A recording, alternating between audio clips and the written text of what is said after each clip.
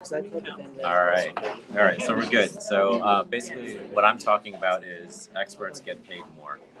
And we all know, being experts in our business, that people come to us for advice, they trust us, and our business history plays into that, and also the connections that we've made, the referrals that we get. We've been positioned as experts. So that's basically what I help businesses do through marketing programs and also just through coaching on their business. So basically, the conversation is, look, a lot of people have the ability to provide service, but what they need is visibility. So this is usually the starting point for any conversation that I get into, is you may be an expert, but no one knows that. So what we need to do is we need to build an audience of people that really trust you, want to learn more about you, and then we take that audience and we leverage it, take that passion that you have for your business and turn it into profit. So the way that we do that is by building your audience not only on social media, because everyone talks about that and you kind of need to be there, but at the same time, if you think about social media, you don't own that property. You don't, like, Facebook can say, you know what, I don't like your ad, I don't like your anything, and they just turn you off. And we've seen that happen to a lot of people, whether it's for good reason or bad reason. I actually have a client who's a pet services business, so they sell cleaning products, and we can't get any of their ads live because they're like in this touchy area where, like, yeah, they're sanitizing, and so because of COVID, you can't really make claims about things. I guess that's what Facebook is determined. So we need to think about other strategies to communicate what it is that they provide their potential customers or existing customers, and make sure that we're staying in front of them all the time, right? So it's not just it's not just a hobby in terms of staying in front of your customers. You need to be thinking about, how do I do this all the time? And another way that we do this is by actually building up our own audience. So we do that through an email list. So we can do that in a couple of different ways. We can either, obviously just get people to come to your website, sign up. But why do they want to sign up, just for any email list and then get something in their inbox every single day? So one of the strategies that I tend to use with clients is, something called a lead magnet. So basically, you're putting something out there. It could be, top 10 things to, stage your home to get ready for a sale or something like that, right? So they download this PDF. Now they're in your email list, and now you can start informing them about what's going on in the market. And then, the next thing is, how to get financing for your house. Now, the thing is, with any sort of stories, you need a hook.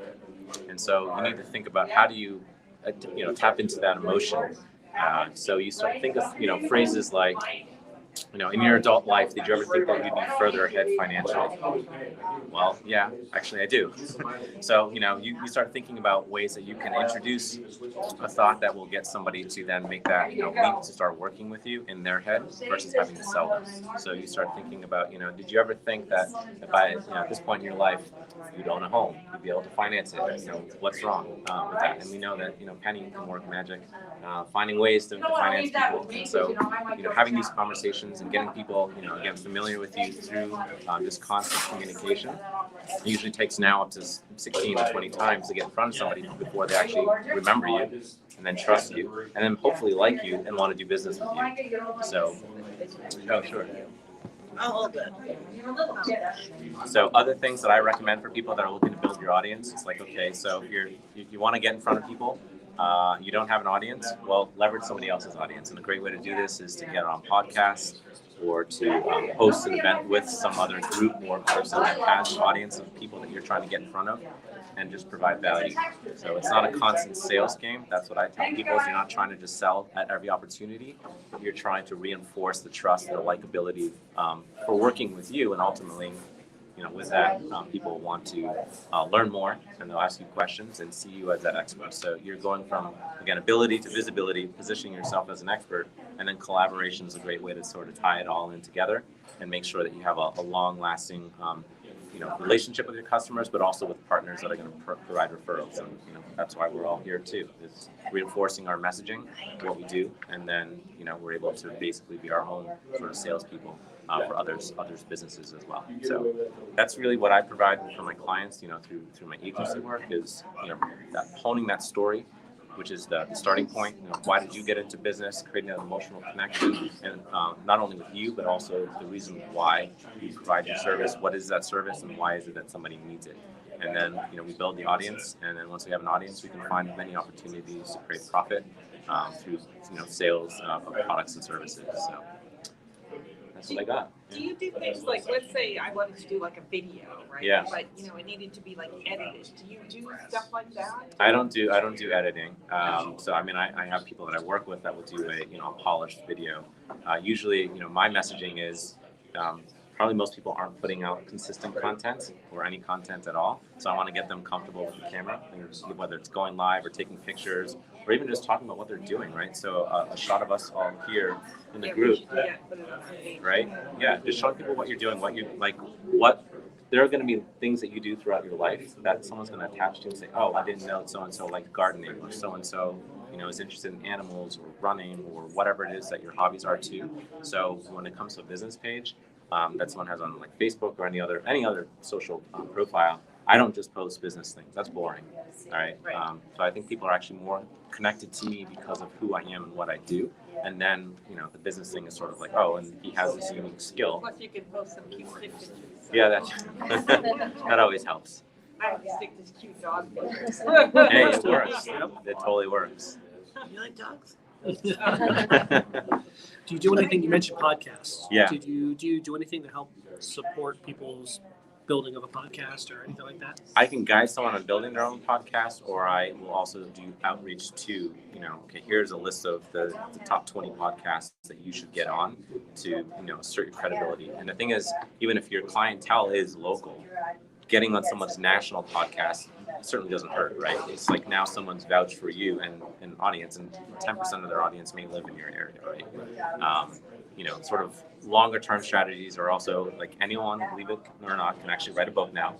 And it doesn't even have to be a great book, but it can be a book that, self-published, put it on Amazon. Former President Clinton was on TV this morning with somebody he wrote a book with. Oh, yeah?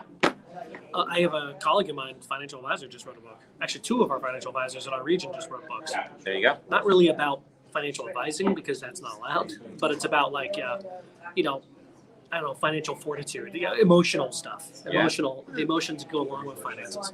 So anyway, I thought that was interesting. Yeah, it's great. You can get people into people's psychology, and then you can sort of lead them on the process. That's a good strategy. I like that.